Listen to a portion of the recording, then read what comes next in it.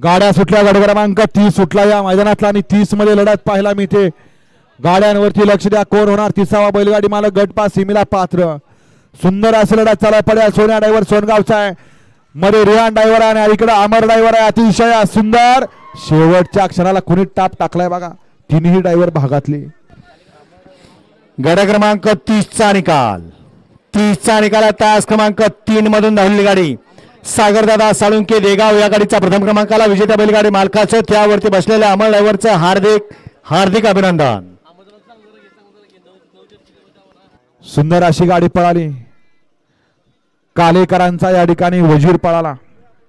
सुंदर गाडी पळवली. अमर ड्रायव्हरने गाडी या ठिकाणी सेमीला पात्र. नवचर्चित नवीन जॉकी अमर ड्रायव्हर जकातवाडीचा.